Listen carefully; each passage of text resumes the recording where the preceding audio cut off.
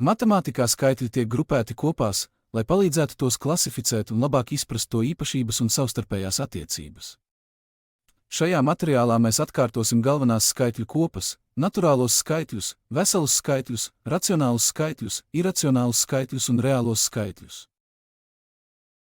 Vārds naturāls nāk no latīņu vārda natura, kas nozīmē daba. Naturālie skaitļi ir skaitļi, kas rodas skaitīšanas procesā 1, 2, 3, 4 un tā līdz bezgalībai. Tā ir bezgalīga kopa, kurā ietilpst visi pozitīvie veseli skaitļi. Ir svarīgi atzīmēt, ka nulle nav naturāls skaitlis.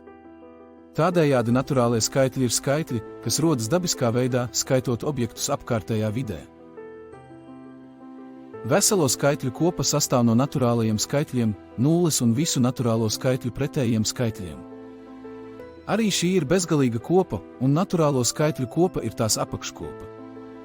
Vārds vesels norāda, ka šajā kopā ir iekļauti visi skaitļi, kas nav daļskaitļi vai decimāldaļas.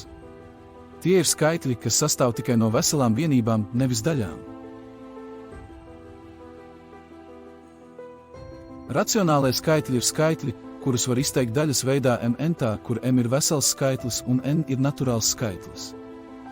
Arī racionālie skaitļi ir bezgalīga kopa, un veselo skaitļu kopa ir tās apakškopa.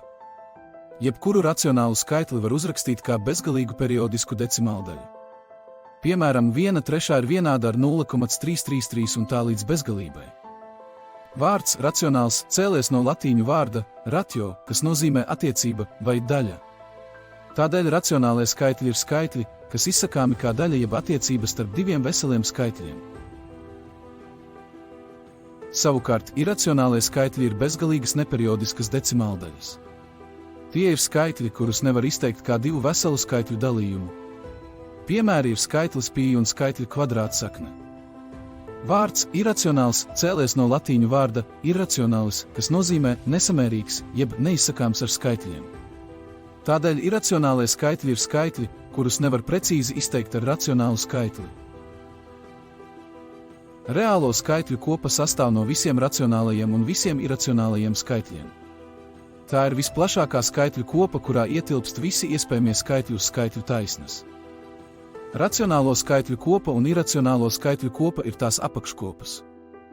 Vārds reāls nāk no latīņu vārda res, kas nozīmē lieta, priekšmets.